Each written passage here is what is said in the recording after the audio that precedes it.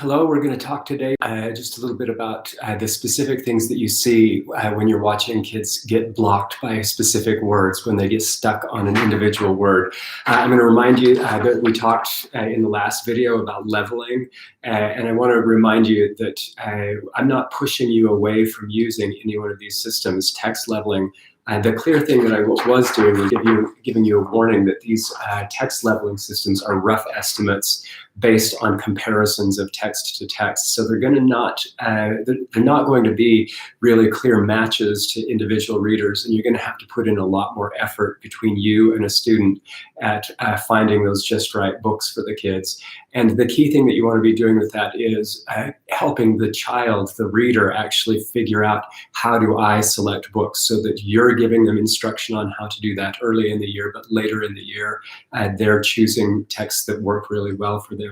And using these leveling systems as rough estimates, as tools to get there, is not a bad way to go when you're realizing that you're in the realm of estimates. So think about a text level as being an estimate of, say you look at 79 plus 84, and you want the kids to just do an estimate. The estimating that we do in math says, okay, 79 plus 84, those are both on the other side of 50, so we're just going to assume that 79 plus 84 is pretty close to 200. That's a really rough estimate, isn't it? If we go around making our precise choices based on that kind of estimation, we're not even going to be close. So inside of an estimating system, we actually have to dig in and look at the fine-tuned elements of the text and figure out what actually is true for our kids. So getting past that today, let's talk some about the specific observational word struggles that you might be seeing with your kids. And I've just got 10 of the most typical types of struggling with words that I've seen over the past 20 years. And I'm going to start right down here at the bottom. One of the first things that we notice is that when kids are struggling with words, they're often struggling or getting blocked. They stop and they work on sounding out. They just completely lose their fluency and lose their comprehension when they don't know what a vocabulary word means. So an example of that might be an English learner might run into the word kind, and in that English learner's mind, they already know the word nice, because nice is the word that kids use in social language, but kind is something that adults talk about a little bit more. Be kind to each other. It's not the sort of playground version of the language. So we might expect an English learner in the emerging stage maybe to be focused on this word kind, and they stop and sound it out, and they're saying kind, because they're thinking that they've had lessons that teach them how to handle it that way, but because they don't know the vocabulary word, they never get there. So often we're going to run into vocabulary words where we've never had deep experience with the word, and so it's going to make it a lot harder to put the chunks together in the right way. So from there, I'm going to go up to the top. This one is a meaning-based situation. Meaning is what's getting in the way of the kid being able to take what they know about phonics and actually get to the word that they're looking for. Something that we see really frequently in our reading clinics is we see kids who use this typical kindergarten or first grade strategy of focusing on the first letter only and then just guessing at everything after that. And that may come from training. They may have been told to do that, but my experience is that's not always the case. So it's just a really typical thing for young readers to do. That first letter is a powerful cue, and the last letter is a powerful cue as well. That helps you wake up the right schema for the set of words that you're going on. But this is a sort of low development sort of a strategy. It's something that we want to get kids to do that, but then do more. So if they're stuck on first letter cueing and then they guess at the rest of the word, then you need to start teaching them about chunks. So memorized sight words, this is a huge problem because kids, if they realize that they can memorize a word just by what it looks like, kids can memorize hundreds and hundreds of words and get by as readers until they get to about third or fourth grade, when the amount of vocabulary just kind of explodes in content area text and literature and everything else. So sometimes we find evidence that kids are just getting by on memorized sight words.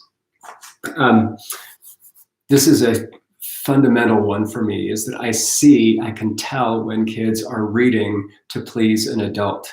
And the way I can see that is that I see kids get to a word that they struggle with, they stop, they sound it out dutifully. They may get it right, they may not get it right, but as soon as they've sounded it out, they look up to the adult to see what the adult does. And if the adult says, good job, then they'll move on. And what that does is it trains them to read disfluently because it gives them reinforcement for stopping and being disfluent. So what we want to do in that situation, instead of saying good job and giving them a pat on the head and throwing them a Scooby snack every time they stop and struggle with a word, is that we want to coach them to go back and read that word in the phrase and say it with the fluency again, and get rid of this duty to the adults thing. Do everything you can to say, what do you think? How does it sound? Go back and try it again. Does it sound right to you? Are you getting the meaning? Do you understand what you're doing? Quit giving the Scooby snacks every time they stop and read disfluently. It teaches them to be word callers. And it also teaches them that reading is about obedience. And we have tons of 6th grade, 7th grade, 8th grade struggling readers who the only reason they read is because they were told to by a teacher. And you can tell that because they'll read down to the bottom of a page and then they'll look up and say, I'm done. And finishing or completing the task is their only purpose for reading. There's no sense of comprehension and so on. So some of your comprehension strategies are going to be your best teaching to get past this, because if you do something like a KWL where you teach the kids, okay, here's what you're probably going to be able to learn about when you read this. I want you to learn about everything you can about the respiration process, how your heart and lungs work. Give them a sense of purpose for reading that goes beyond because they told me to. Another key aspect of word struggles is that we see kids who completely and totally turn their meaning off when they stop to sound out words. And this comes from kids being told repeatedly anytime they struggle with the word to stop and sound it out. Not to think about the meaning, not to get their vocabulary activated and have those two things working simultaneously, but to stop and just do the one. And try to sound it out. And for English, once you get past the most regular words, that's not going to work a lot of the time unless the kids are really doing great with vocabulary and with chunks. So we want vocabulary knowledge and a sense of syntax and fluency that's meaningful, pushing forward for us as we read. So if kids have meaning turned off, then that's something we have to start teaching them to do, is to be constantly thinking, is this making sense to me? Another thing that we see repeatedly that's really related to these two above here is that we see kids sounding out words left to right, one letter at a time. And the presentation that I gave you on why English is so messed up, this is what we see based on that, is that kids are not seeing words in chunks. They've been taught to do their phonics sounding out with simple words like pop. And there are too many words where that doesn't work. Even if you add a blend in there and make it prop or plop, some kids have difficulty thinking, oh, two consonants together, that's weird.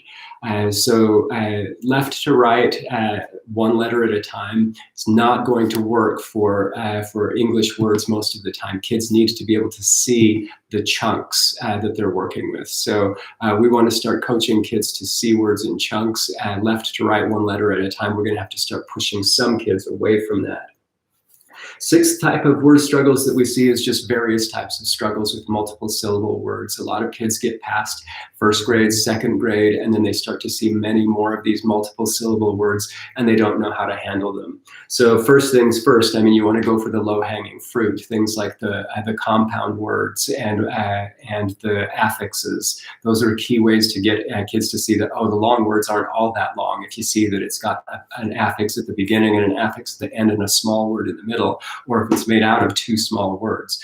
Those are quick strategies that we can work with. But then also getting past that, there are a lot of Latin-based and a tier 2 level vocabulary words that are multiple syllable words that aren't simple compounds or affixes that are built up. So you want to start collecting exactly which kinds of multiple syllable words kids are getting blocked on. Another strange one that we see is that we see some kids who actually guess at the high frequency words, and in particular those TH and WH words. They've learned that some kids learn that they want to focus on the content words, the verbs and the nouns and the adjectives, because that gives them their comprehension. But their comprehension is often wrong because those high frequency words are grammar words that tell you what the relationships are between the nouns, verbs, and adjectives. And so guessing at high frequency words, we'll often see, if we are keeping a catalog of all the errors, that kids are missing those small glue words that glue together the content words. So that takes a specific kind of instruction to say, no, we can't just be guessing at those high frequency words. We need to find out how to get you strong at seeing those for what they are. Also consistent with the presentation on what's messed up about the English language, we often see kids read the first consonant in a word or spell the first consonant in a word, and as soon as they get to the vowel, they have no idea what to do. And that often has to do, especially when vowels are double letters, like an EA or an OU or an IE, that those are patterns that are used in double ways oftentimes. When I say double letters, that's also beyond the vowels. Again, I can't emphasize enough how many of the struggles that kids have with words are going to be coming from the vowels, because they're super unpredictable. We only have five, maybe 6 letters to cover 16, 17, 18 different vowel sounds. You're going to see a lot of struggles with vowels unless you start teaching in chunks. Double letters could be double vowels, it could be double consonants, it could be consonant blends, it could be digraphs. Anytime 2 letters are pairing up to do one job, that's when a lot of kids have struggles. And they have a hard time ferreting those out when a digraph like SH, it's hard to ferret that out sometimes from the blends where you're going to have like an SL. So those digraphs, the double letter situations, need to be taught as chunks in context so the kids can see when and how they show up. And then finally, we're back down to vocabulary. So the thing that I need to emphasize for you here is that these are really behavioral things that we see when kids struggle with words, what they're actually doing when they get blocked by a specific word, and when that blockage is stopping them from making progress in the reading. So some of these are more about meaning, and some of these are more about phonics. So pieces and parts versus meaning, and those two things need to be constantly turned on for kids to be able to get the words that they need to inside of a text.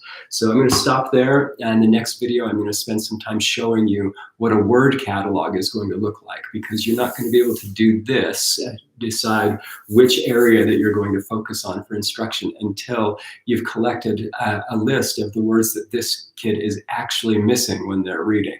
So you want to be looking for one of these typologies of what types of struggles they have with words, and they're probably going to be more than one, right? They're going to be doing 2 or 3 of these things, and that's what's getting in the way.